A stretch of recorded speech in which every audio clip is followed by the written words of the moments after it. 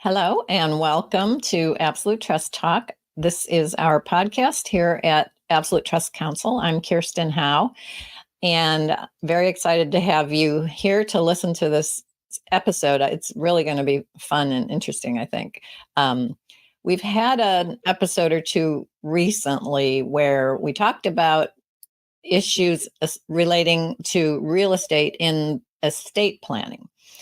Especially focusing on the family home. It can be a challenging asset. Real estate can be a challenging asset to plan with, depending on what the clients want.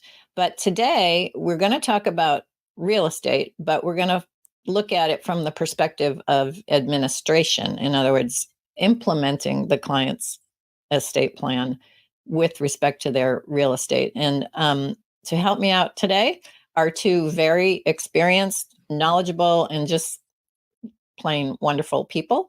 And I'm going to introduce them now. First is Karen Fisher.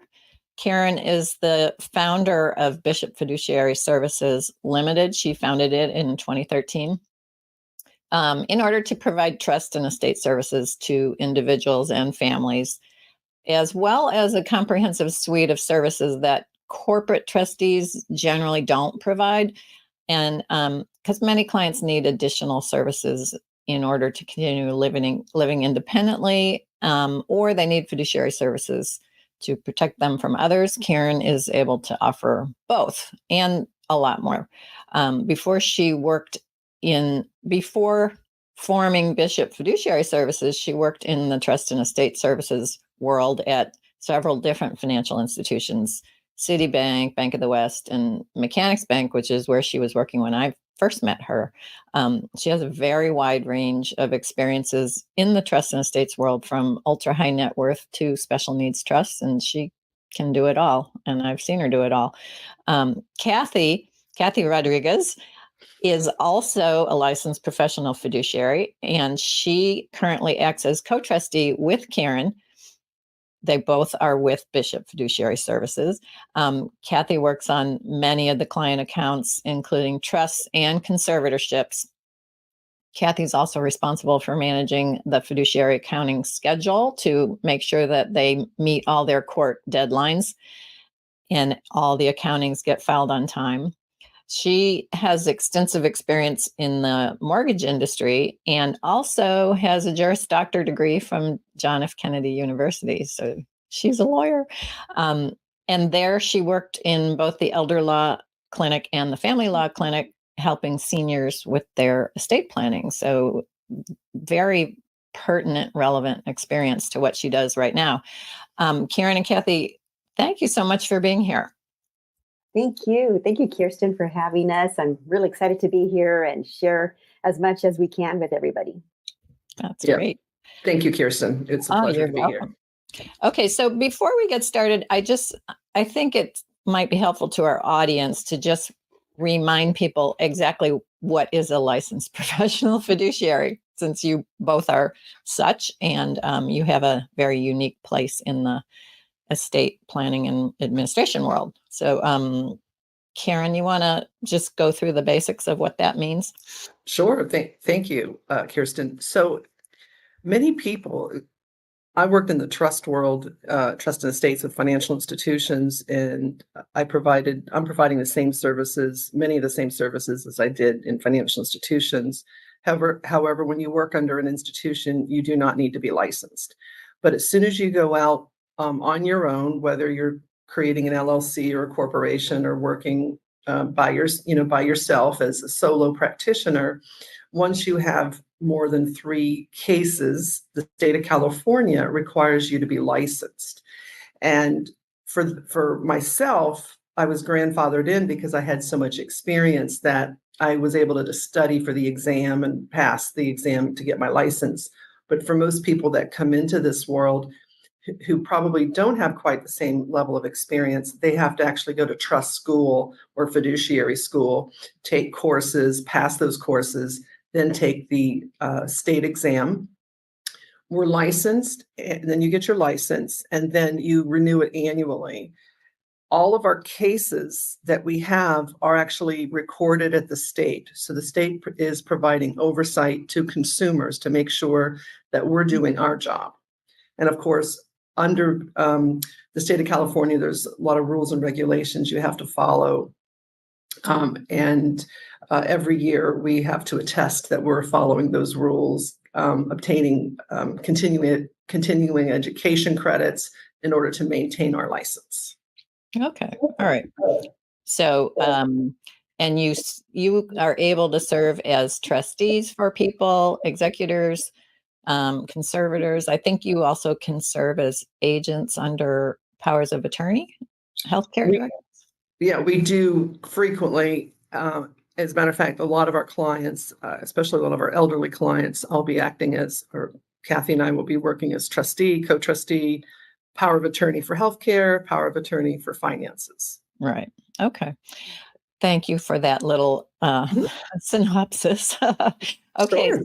So as I said, we're going to be talking about real estate. And what I want to first get into with you today is I think there are a lot of things about having real estate in a trust and being the trustee of that trust that our non-professional clients don't quite know about or don't quite appreciate.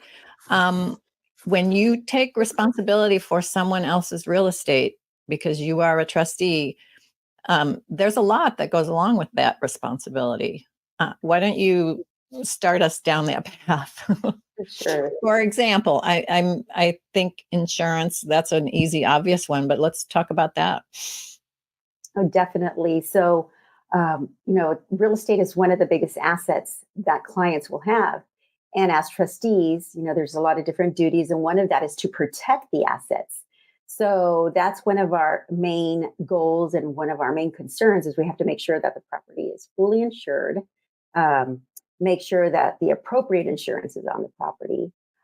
Depending on where in the trust administration process we're at, we may need to immediately go and change locks to make sure it's secure, maintenance of the property, and just make sure that it's protected because eventually that property will either be, sold or it's maybe distributed, as a specific distribution to beneficiaries. So we just have to make sure that we protect it. Okay, so, Kathy, I wanted to say, related to insurance, you did talk about maintenance. Mm-hmm. And it's not just maintenance, like making sure that broken things get fixed. And especially we're talking about insurance and we're talking in the middle of the summer in California. Mm-hmm. So I think my mind anyway goes to fire, and we got to make sure the property is up to snuff with respect to, wildfire, right? Absolutely. And depending on where the property is located, we'll have to have our gardening landscapers go out there and trim what needs to be trimmed. If that requires tree trimming, the tree gets, trimmed down or removed. So yeah, we have to make sure that if the property is empty, if it's going to be empty for some time, we have to make sure that's maintained weekly. We consider all those dangers that may happen. Right. Okay. Do you typically get earthquake insurance on your properties? We do because we're in California, so we know that it can happen. So we do, apart from the homeowners insurance, fires insurance, we get earthquake insurance as well. Okay.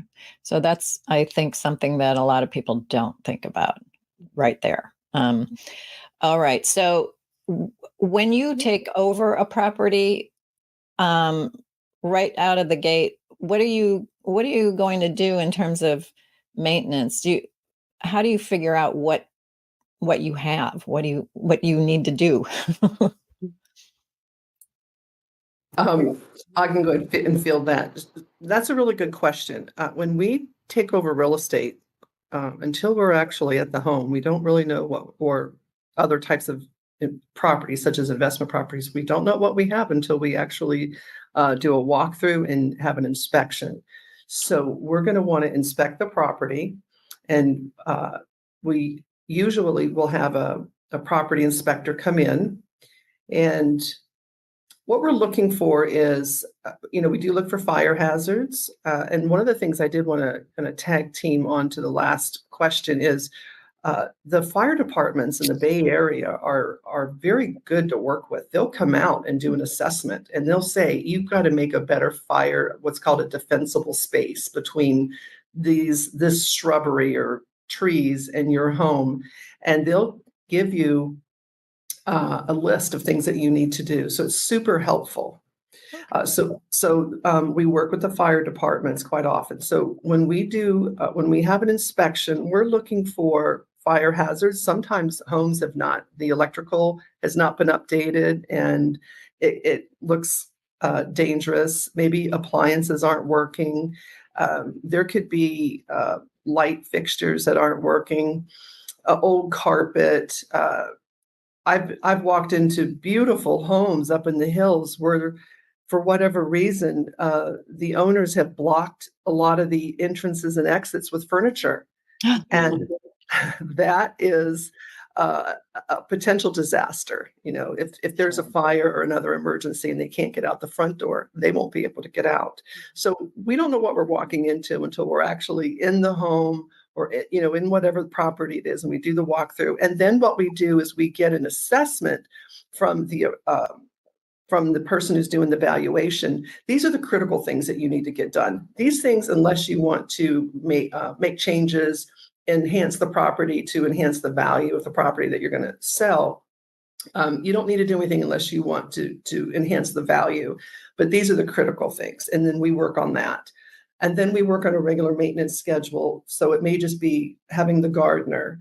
But if there's things that need to be monitored, repaired, we're going to make sure those get done on a timely basis. And then one of the things that we have to make sure is the utilities. If someone has died, we need to get the utilities and the name of the trust, or the name of the estate. And if we're working with a client who is living and needs our assistance, we're going to make sure that the utilities are going to continue to be paid. Okay, so when you first walk in and you've got to do an inspection, it's kind of like, I think, what you do when you're getting ready to sell your house or you're thinking about buying a house. I mean, it's a Correct. general inspection of the whole house. Correct. By a professional, a contractor who knows what they're looking for. Correct. Exactly. And for example, and it doesn't matter where the property is located, we want to get that home inspection done. For example, we have a client up in Washington, and so the real property is up there. The beneficiary is still living in the property. So we went ahead and ordered an inspection, a home inspection, to find out, what were there urgent needs that needed to be addressed for the safety, of the beneficiary. And so we make sure that those repairs are taken care of. So the home inspection is really important, whether you're selling the property or not. Right. Okay. And so when you have a living, either a grantor or a beneficiary, a person actually living in a property that you are now responsible for, what other kind of things you mentioned, making sure that we don't have furniture blocking exits, but what other kind of things are you looking for, especially with an elderly inhabitant? Good question. We are looking for, we want to make sure that the home is safe and livable for that person. We're looking for trip hazards. Sometimes it's old carpeting or uneven floor surfaces. Even when you're walking out the back door, sometimes you go down the steps and then the sidewalk is uneven, or there's shrubbery overgrowth, and that's preventing the client from being able to just walk out freely and safely. Yeah. And then the bathroom is another area. Sometimes clients have upgraded and they put in grab bars, and they're able to walk right into a shower with maybe one step, or it's just a roll in if they're in a wheelchair, which is wonderful because they know the importance of what they need to do to live safely and comfortably in their home. But many times homes are not upgraded, and I don't know how people in their 80s and 90s do this, but they've managed to climb into that tub. And I'm like, I can't believe it, but we want to help make your life more safe and comfortable. So we're going to make those suggestions. Now, obviously, if the client has capacity and really wants to stay there, we're really going to stay in their home, and we're really going to encourage them to upgrade.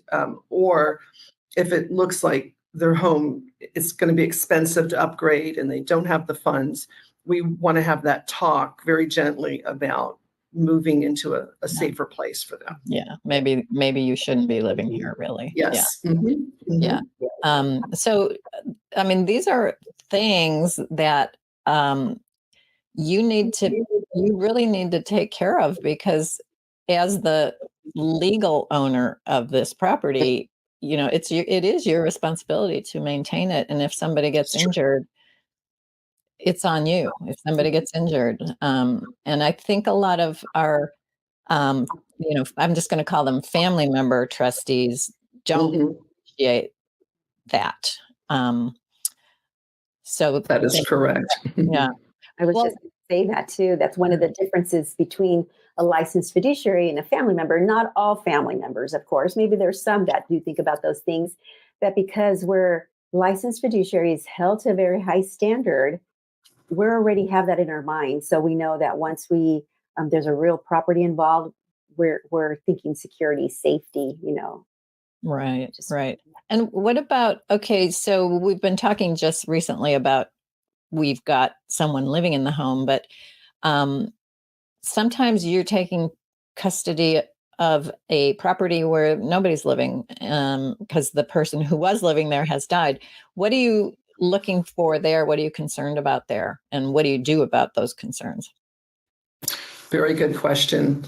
We have several homes right now that were in trust administration. The client has passed away. No one's living there.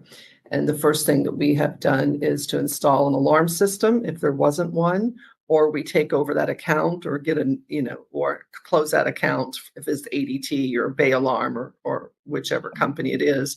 We close that account and start a new account in the name of the trust, or maybe even has to be in Bishop Fiduciary, depending on how they work their back office, policies. Sure. So we're gonna get maintain the alarm system that's there, or get an alarm system. And we use cameras, and we download the apps and have it on our phones, so we know what's going on at the property. Okay. Also, we might need to have the house on an alternate light off schedule, so people believe that there is somebody there. It looks like somebody's living there. Yeah. Most clients have cars, so if you keep the car in the front driveway, it looks like somebody's there. And those are real concerns. One of the things that I found out working with real estate, and it's empty, the neighbors worry. The neighbors worry about the safety of the house, and they're calling us on a regular basis, making sure that, and one of the things I should say is we need to make sure, and we do this weekly, we pick up the mail. You do not want mail piling up. Right. Our newspapers out on the front. Right. Yeah. Exactly. You got to make sure it looks like somebody's living there. Exactly. Yeah. So those are all the things we have to be very mindful of. Yeah. Well, because the neighbors, I mean, I guess that's a good practice, is you go out there and introduce yourself to the neighbors right away. Here's my phone number. If you see something, call me. But I think that the other thing, the neighbors don't want, and they don't want vandalism. They don't want squatters. They don't want that in their neighborhood. So those are things that you have to worry about. Yeah. Can I tell you a really quick story? There was a home. This is really during the right before everything got shut down in the pandemic, and we were selling a home. We did not have that one alarmed because we were pretty close to. We were in contract having it sold, and we had it on an alternate light schedule. And we had new locks, and the neighbor called us and said, I didn't realize you sold the home already. I'm like, we have not sold the home. Well, someone came in the middle of the night, and I don't know how. They didn't really break in. They must have just got new locks. This is a very professional group. And we immediately went out there and people had already moved in as if they were living there, and they tried to produce a false lease. And only because I was the trustee, I was on title, and I was able to get the police to come out and have them removed right away. But it's all about being hyper vigilant, because if you're not maintaining those properties, if you're not paying attention, and you get someone to come in and squatting, and it could take forever to get them out. Yeah. Then you're going to have to get them out with a lawsuit, not just, the police Exactly. graciously escorting them off. Exactly. That could be a long process in itself. So Right. Okay. Very, very good points. All right. Well, thank you, Karen and Kathy, so much for your really informative talk here today. I learned a lot. I know my audience learned a lot, and I now have things to talk to my clients about. It's wonderful. Thank you, Kirsten. thank You you, are Kirsten. very welcome. Okay. And thank you all for joining us today. I hope you got a lot out of it, and we look forward to connecting with you next time. Thank you for joining us today for another episode of Absolute Trust Talk Live. If you enjoyed listening in, then don't forget to subscribe. You can find us on Apple Podcasts or wherever you may listen by searching Absolute Trust Talk. While you're there, we would also love for you to leave us a review. And then why not share your favorite episodes with family, friends, or colleagues too? You can find all of our shows and corresponding show notes by visiting absolutetrustcouncil.com. You'll also find a variety of other free resources, including our ebooks, videos, blogs, presentations, and more.